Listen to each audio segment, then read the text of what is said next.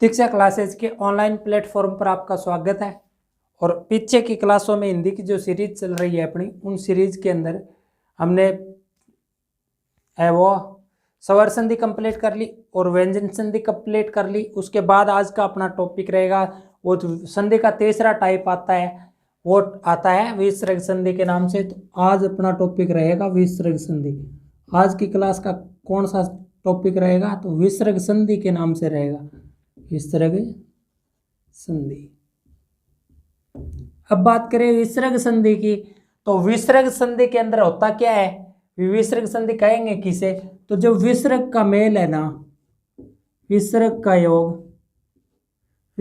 योग है वो स्वर या व्यंजन किसी के साथ भी होता है। स्वर या व्यंजन, स्वर हो या व्यंजन हो, दोनों में से कोई भी हो, स्वर या व्यंजन के साथ होता है।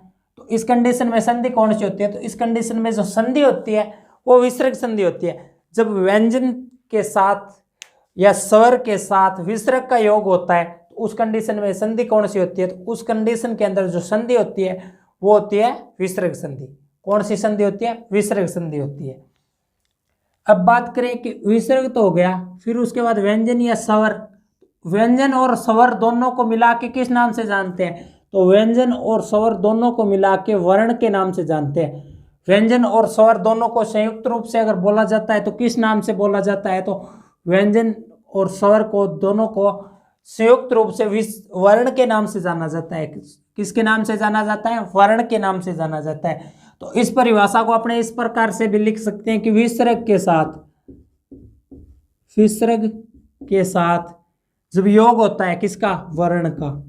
विसर्ग के साथ जब वर्ण का योग होता है तो उस कंडीशन में भी संधि कौन सी होती है? तो उस कंडीशन में भी संधि होती है विसर्ग संधि।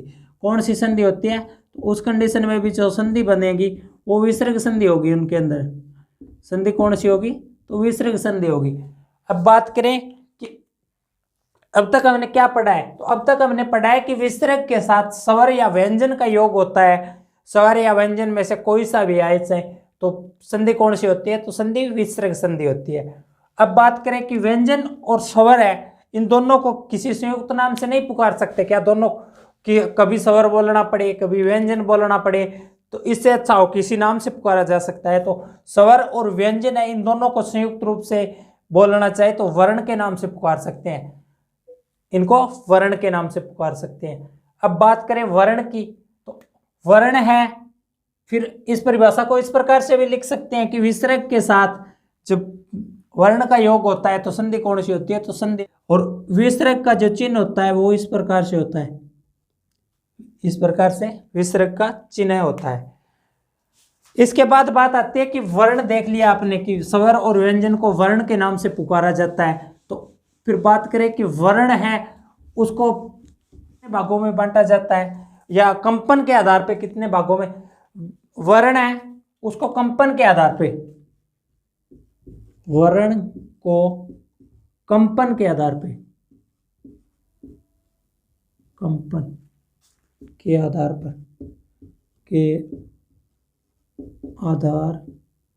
पर दो भागों में बांटा जाता है। वर्ण है उसको कंपन के आधार पर कितने भागों में बांटा जाता है? तो वर्ण है उसको कंपन के आधार पर दो भागों में बांटा जाता है। और दो भाग कौन कौन से हो जाते हैं? तो एक तो हो जाता है सहघोष, एक तो हो जाता है सहघोष, और दूसरा जो आ जाता है अपना यहाँ पे वो आता है अघोष। अघोष और सहघोष। वर्ण है उसको कंपन के आधार पे दो भागों में बांटा जाता है, और दो भागों में कौन कौन से आ जाते हैं? तो एक तो सहघोष आ जाता है और एक अघोष आ जाता है। कौन सा आ जाता है? एक तो सहघोष आ जाता है और एक आ जाता है अघोष। अब बात करें सहघोष की, तो सहघोष के अंदर तीसरा वर्ण आएगा प्रत्येक वर्ग का, चौथा और पांचवा वर्ण आएगा। उसके बाद आएंगे ये व, फिर आएगा रे, फिर आएगा ल, और इसके साथ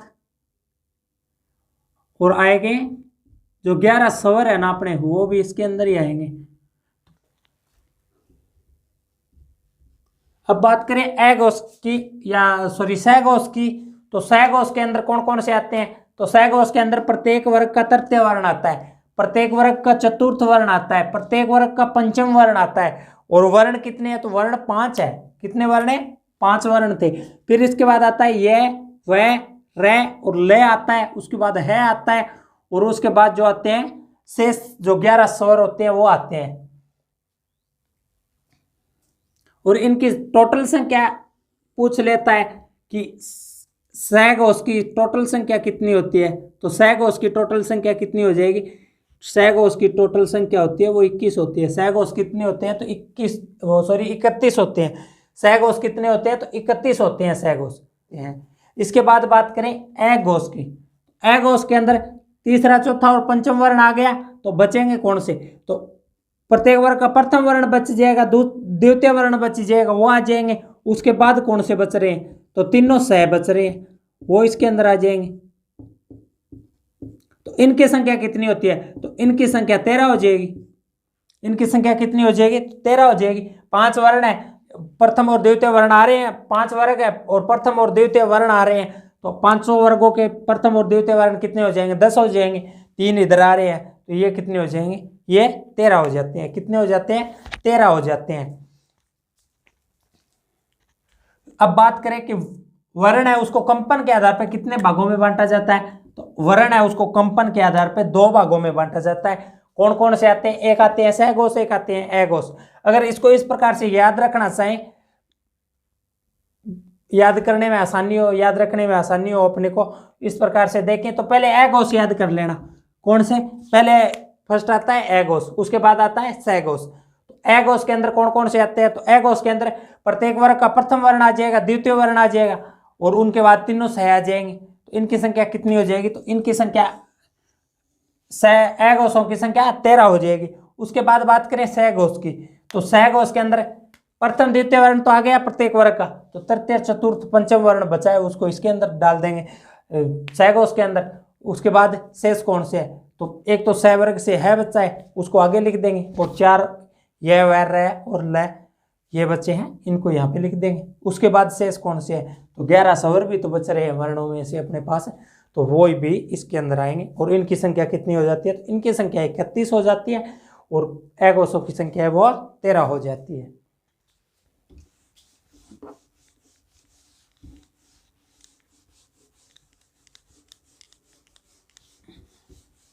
अब देखिए विसर्ग संधि की परिभाषा। तो विसर्ग संधि की परिभाषा क्या हो जाएगी? तो इसकी परिभाषा हो जाएगी कि जब विसर्ग का मेल, परिभाषा, तो इसकी परिभाषा क्या हो जाएगी? जब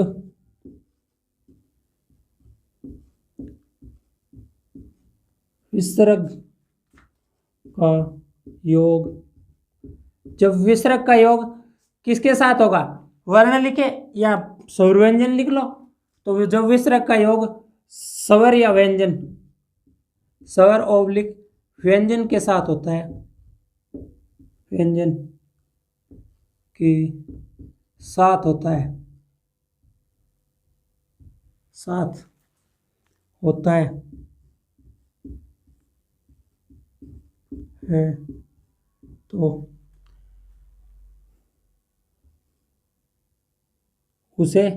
तो उसे किस नाम से जानते हैं? विसर्ग संधि के नाम से जानते हैं। तो उसे विसर्ग संधि के नाम से जानते हैं, विसर्ग संधि के नाम से जानते हैं, संधि के नाम से जानते हैं।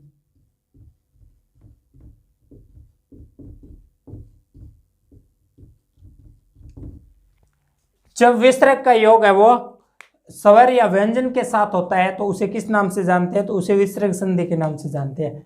अब इसको शॉर्ट में लिखें तो शॉर्ट में किस प्रकार से लिख देंगे याद रखने के तरीके से? तो विसर्ग के साथ योग किसका हो रहा है? स्वर या व्यंजन का, स्वर या व्यंजन, स्वर या व्यंजन। और विसर्ग को किस प्रकार से प्रदर्शित किया जाता है? तो विसर्ग को इस प्रकार से प्रदर्शित किया जाता है, डबल पिन डॉट होते हैं, इस प्रकार से विसर्ग को प्रदर्शित किया जाता है। अब बात करें विसर्ग संधि के अंदर नियम। विसर्ग संधि के अंदर क्या होते हैं? तो विसर्ग संधि के भाग नहीं होते, इसके भी नियम होते हैं। यह चीज नोट करके लिख लेना। सिर्फ स्वर संधि के भाग होते हैं, बाकी व्यंजन संधि हो या विसर्ग संधि हो इसके नियम होते हैं, विसर्ग संधि के नियम होते हैं, ये चीज भी ध्यान कर लेना। विसर्ग संधि के नियम होते हैं, नियम होते हैं।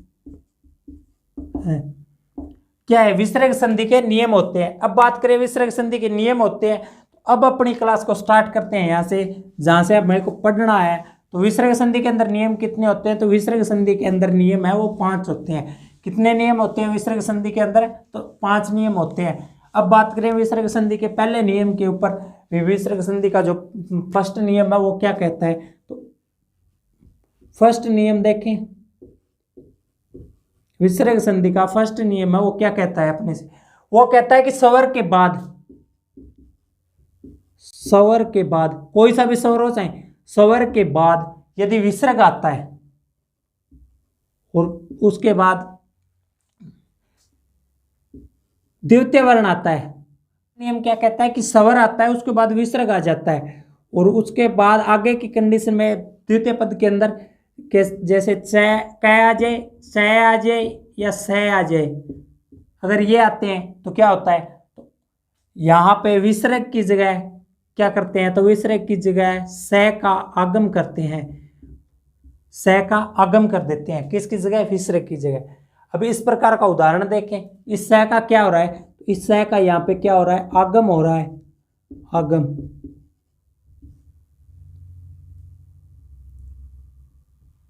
आगम हो रहा है क्योंकि विसर्ग की जगह आ रहा है, किसी वर्ण की जगह नहीं लिखा जा रहा। अगर किसी वर्ण की जगह लिखा जाता तो क्या होता? वह तो आदेश हो जाता, परंतु ये विसर्ग की जगह लिखा जा रहा है, इस कारण से ये यहाँ पे इस तय का आगम हो रहा है। क्या हो रहा है? आगम हो रहा है। अब बात करें इस तरीके के उदाहरणों की, तो एक शब्द आता है मन चेतना,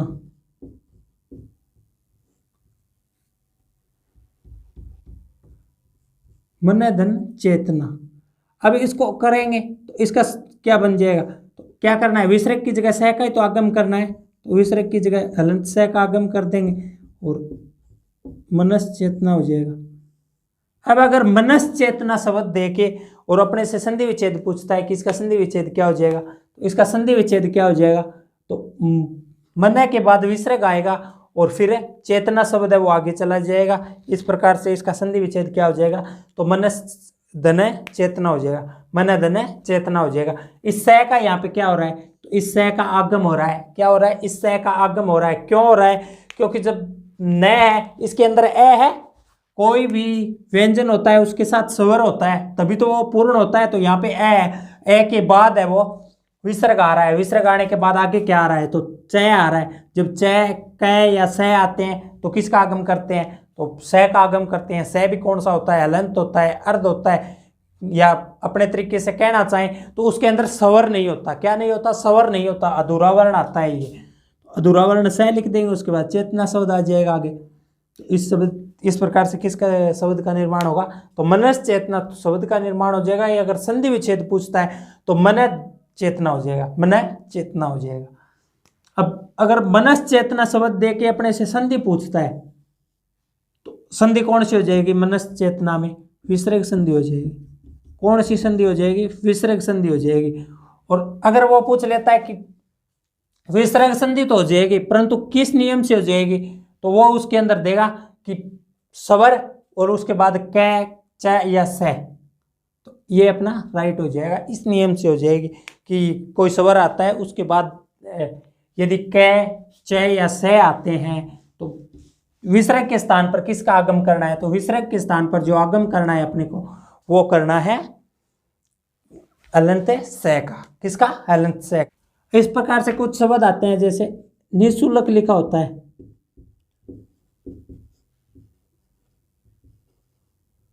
निःशुल्क, दुशासन, शासन। एक शब्द आता है अंतस चक्षु।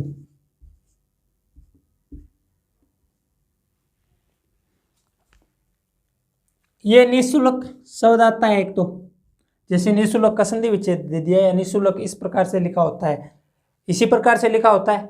परंतु इसको अगर अपने संधि विच्छेद के हिसाब से देखें या ये शुद्ध शब्द देखें किस प्रकार से लिखा जाएगा, तो शुद्ध शब्द है वो किस प्रकार से लिखा जाएगा, तो नहीं आएगा। उसके बाद विसर्ग की जगह क्या करना है, इसके अंदर एक स्वर है, ई स्वर है, तो स्वर के बाद है वो क्या आ रहा है, विसर्ग आ रहा है। तो विसर्ग आ रहा है तो क्या करना है, यहाँ पे हलंत सह का आगम कर देंगे, ओ हलंत सह का आगम कर देंगे। उसके बाद शुल्क आगे प्राप्त हो रहा है, उस शुल्क को लिख दें, तो किस शब्द का निर्माण हो जाएगा, निःशुल्क है शब्द का निर्माण हो जाएगा, निःशुल्क है शब्द का निर्माण हो जाएगा। उसी प्रकार अंतश्चक्षु, तो यहाँ पे क्या है, यहाँ पे ए है, तय के साथ ए है,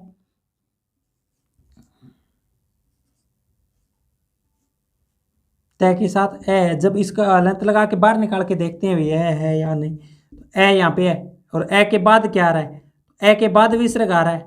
उसके बाद चक्षु शब्द अपने को इस प्रकार आगे प्राप्त हो रहा है, तो चक्षु लिख देंगे। अब क्या करेंगे, अपना नियम क्या कहता है कि स्वर के बाद विसर्ग आता है, उसके बाद क च, तो च आ रहा है, इसमें स आ रहा है, इसके अंदर भी स आ रहा है। तो अब क्या करना है, तो इसकी जगह स का आगम करना है, तो इसकी जगह स का आगम कर देंगे, अंत से चक्षु हो जाएगा, अंत से चक्षु क्या हो जाएगा, अंतश्चक्षु शब्द का निर्माण हो जाएगा। और ये अंतश्चक्षु शब्द है, ये वेरी मोस्ट है, ये बहुत बार एग्जामों में पूछा जाता है, ये ध्यान कर लेना। अंतश्चक्षु शब्द है, ये वेरी मोस्ट हो जाता है। अब अंतश्चक्षु शब्द दे के अपने से संधि विच्छेद पूछेगा, तो अंत के बाद विसर्ग लगेगा, और उसके बाद क्या आएगा, तो इधर चक्षु आ जाएगा। इस स को हटाना है, ध्यान रखना है, इस स को हटाना है, क्या करना है, इस स को हटाना है। अब यहाँ पे देखते हैं दुशासन, तो यहाँ पे ऊ की ध्वनि आ रही है, स्वर ऊ है यहाँ पे, क्योंकि ऊ ने अपनी मात्रा दे रखी है यहाँ पे, तो आ जाएगा। उसके बाद आगे स आ रहा है, तो इस विसर्ग की जगह क्या करेंगे, तो स का आगम कर देंगे, उसके बाद शासन लिख देंगे। और स का आगम कौन से का होगा, तो हलंत स का आगम होगा। क्यों होगा, क्योंकि इसकी जगह हलंत स का ही तो आगम करना है, विसर्ग की जगह क्या कह रहा है, हलंत स का आगम करना है, हलंत स का आगम कर देंगे। तो आज हमने बात की है व्यंजन संधि के फर्स्ट नियम के ऊपर। तो व्यंजन संधि का जो फर्स्ट नियम है वो क्या कहता है, तो व्यंजन संधि का फर्स्ट नियम कहता है कि यदि स्वर आता है, कोई सा भी स्वर आए, चाहे स्वर 11 स्वरों में से कोई सा भी आए, चाहे 11 के 11 में से कोई सा भी स्वर आता है, उसके बाद यदि विसर्ग आता है, उसके बाद आगे योग के अंदर द्वितीय पद के अंदर यदि प्रथम वर्ण है वो क च या स आता है, तो क्या करना है, विसर्ग की जगह हलंत स का आगम करना है। क्या करना है, विसर्ग की जगह हलंत स का आगम कर देते हैं।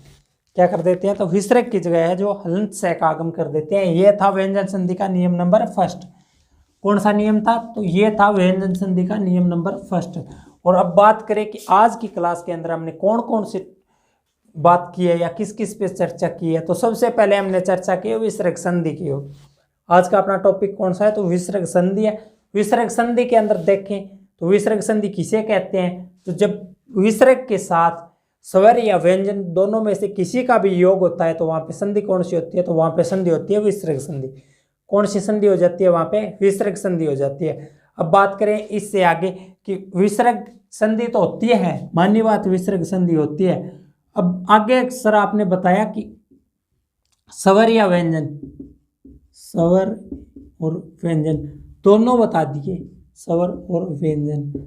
तो अब स्वर और व्यंजन को भी किसी नाम से पुकारा जा सकता है क्या, मैंने बोला हाँ, स्वर और व्यंजन को अपने वर्ण के नाम से पुकार सकते हैं। किस नाम से पुकार सकते हैं, तो स्वर और व्यंजन को वर्ण के नाम से पुकार सकते हैं। जब स्वर और व्यंजन को वर्ण के नाम से पुकार सकते हैं तो इस परिभाषा को इस प्रकार से भी लिख सकते हैं कि जब विसर्ग के साथ वर्ण का योग होता है तो संधि कौन सी होती है, तो संधि होती है विसर्ग संधि। कौन सी संधि हो जाती है, विसर्ग संधि हो जाती है। ये चीज़ ध्यान की हमने। इसके बाद बात की हमने कि विसर्ग के साथ जब वर्ण का योग होता है तो संधि कौन सी होती है, विसर्ग संधि होती है। तो विसर्ग संधि तो होती है, परंतु वर्ण है उनका भी कोई वर्गीकरण होता है क्या, मैंने बोला हाँ होता है। तो हमने किसके आधार पे बात की, तो हमने बात की कंपन के आधार पे। किसके आधार पे, तो हमने बात की कंपन के आधार पे। तो कंपन के आधार पे कितने भाग होते हैं, तो 2 भाग होते हैं। कंपन के आधार पे वर्ण को कितने भागों में बांटा जाता है, तो 2 भागों में बांटा जाता है। 2 भाग कौन कौन से हो जाते हैं, तो 2 भाग हो जाते हैं। एक तो अघोष हो जाता है, अघोष, और उसके बाद दूसरा कौन सा हो जाता है, तो सघोष हो जाता है। अब बात करें अघोष के अंदर कौन कौन से आएंगे, तो प्रत्येक वर्ग का प्रथम वर्ण आएगा, उसके बाद द्वितीय वर्ण आएगा, और तीनों से आएंगे, तीनों से आएंगे, तीनों से आ जाएंगे। इनकी संख्या कितनी होती है, तो इनकी संख्या तो 13 हो जाती है। अब बात करें सघोष की, तो सघोष के अंदर कौन से आएंगे, तो प्रथम और द्वितीय वर्ण तो यहाँ आ गए, तो तृतीय और चतुर्थ, तृतीय चतुर्थ और पंचम वर्ण बच गए। उसके बाद बच कौन से गए, तो ये व रे और ले बच गए, और उसके बाद एक है शेष है, क्योंकि तीनों से तो वहां आगे, परंतु है यहाँ पे शेष है। इसके बाद क्या है, तो 11 सवर है, 11 सवर भी इसके अंदर आएंगे। इनकी संख्या कितनी हो जाती है, तो इनकी संख्या 31 हो जाती है। कितनी हो जाती है, इनकी संख्या 31 हो जाती है। अगर एग्जामिनर पूछता है कि अघोषों की संख्या होती है तो कितनी होती है, 13 होती है। अगर एग्जामिनर पूछता है कि सघोषों की संख्या होती है, तो सघोष कितने होते हैं, 31 होते हैं। कितने होते हैं, 31 होते हैं। इसके बाद बात की हमने कि व्यंजन संधि है, सॉरी विसर्ग संधि है। उस विसर्ग संधि के अंदर है भाग नहीं होते, नियम होते हैं। कौन से क्या होते हैं, तो विसर्ग संधि के अंदर भाग नहीं होते, नियम होते हैं। तो कितने नियम होते हैं, तो नियम होते हैं 5। कितने, तो नियम कितने होते हैं, नियम 5 होते हैं इसके अंदर। इसके बाद बात की हमने, तो विसर्ग संधि का फर्स्ट नियम था उसके ऊपर। तो विसर्ग संधि का फर्स्ट नियम क्या कहता है, तो विसर्ग संधि का फर्स्ट नियम कहता है कि यदि स्वर आता है उसके बाद विसर्ग आता है, और योग के अंदर आगे क्या आता है, तो क आ जाता है, या च आ जाता है, या स आ जाता है। जब इनका योग होता है तो क्या करते हैं, तो इस विसर्ग की जगह हलंत स का आगम होता है। क्या होता है, हलंत स का आगम होता है। अब कहना चाहोगे कि सर यहाँ पे आगम क्यों बोल रहे हो, क्योंकि यहाँ पे तो हलंत स सॉरी विसर्ग की जगह हलंत स को लिख रहे हैं। क्या कर रहे हैं, विसर्ग की जगह हलंत स को लिख रहे हैं। तो यहाँ तो आदेश होना चाहिए, परंतु कोई वर्ण न होने के कारण अगर वर्ण की जगह लिखा जाता, अगर इस रह की जगह कुछ अलग लिखा जाता, तो वहां पे आदेश होता। यहाँ पे क्या होता है, तो यहाँ पे आगम होता है। क्या होता है, आगम होता है। इसके बाद बात की मनश्चेतना की, निःशुल्क की, दुशासन की, और अंतस्य चक्षु की। अंतस्य चक्षु शब्द है वो वेरी मोस्ट हो जाता है इसके अंदर। कौन सा शब्द है, अंतस्य चक्षु है, वो ज्यादातर पूछा जाने वाला उदाहरण है इसका फर्स्ट नियम का। और उसके अंदर संधि कौन सी है, संधि है विसर्ग संधि। अब मेरा आपसे अनुरोध है, अगर आपको क्लास से पसंद आ रही है तो वीडियो को लाइक करना, शेयर करना, और चैनल को सब्सक्राइब करके बेल आइकन जरूर दबा लेना। मिलते हैं नेक्स्ट क्लास में। धन्यवाद। जय हिंद।